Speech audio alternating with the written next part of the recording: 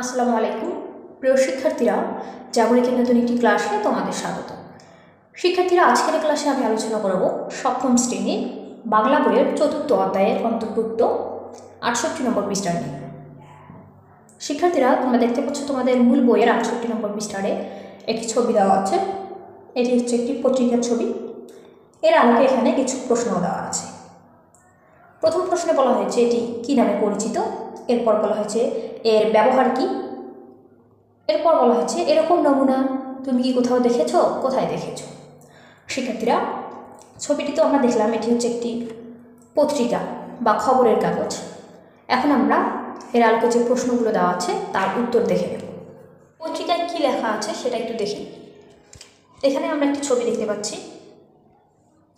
২১শে বইমেলায় বের হয়েছে রহস্যময় পৃথিবী, লিখেছেন ফারহান হোসেন। ফারহান হোসেনের নতুন বই রহস্যময় পৃথিবী, মূল্য হচ্ছে ১৮০ টাকা। তাহলে আমরা দেখতে পাচ্ছি এখানে এই যে রহস্যময় পৃথিবী বইটি আছে, এই বইটির মূল্যও দেওয়া আছে। এই বইটি আমাদের কেনার জন্য বলা হয়েছে বা আমাদের বা ক্রেতাদের আকর্ষিত করার জন্য বলা হয়েছে, যেন আমরা এটা দেখে এই বইটি কেনার আগ্রহ প্রকাশ করি। তো দেখো, এখানে ক নম্বরে বলা হচ্ছে এটি কী নামে পরিচিত। এর উত্তরে লিখব এটি বিজ্ঞাপন নামে পরিচিত। এখানে রহস্যময় পৃথিবী এই বইটি সম্পর্কে দেওয়া আছে। ক্ষয়ে বলা হয়েছে এর ব্যবহার কী। উত্তরে লিখব প্রায়োগিক লেখার মধ্যে বিজ্ঞাপন সবচেয়ে বেশি আলোচিত বিষয়।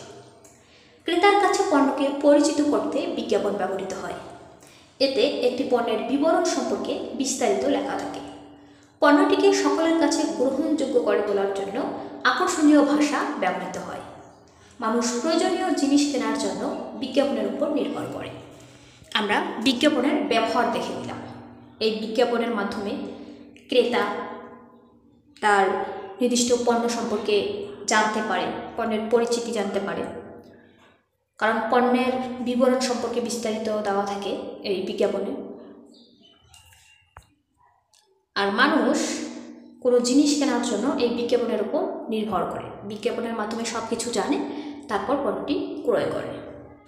গ নম্বরে বলা হয়েছে তুমি কি এরকম নমুনা কোথাও দেখেছো, কোথায় দেখেছো। এর উত্তরে লিখব হ্যাঁ দেখেছি, পত্রিকায়, টেলিভিশনে, দেয়ালে সাঁটানো অবস্থায় এবং অনলাইনে। এ ধরনের বিজ্ঞাপন আমরা পত্রিকায় দেখি, টেলিভিশনে দেখি, দেয়ালে সাঁটানো দেখি, আবার অনলাইনেও এ ধরনের পণ্যের বিজ্ঞাপন দেওয়া হয়। তো শিক্ষার্থীরা, এই হচ্ছে ক, খ এবং গ নম্বর প্রশ্নের উত্তর।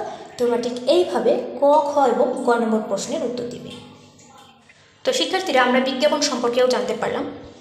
আজকের ক্লাসটা লম্বা করব না, যেখানেই শেষ করছি। পরবর্তী ক্লাসে আরও একটি ছবি দেখতে পাচ্ছি আমরা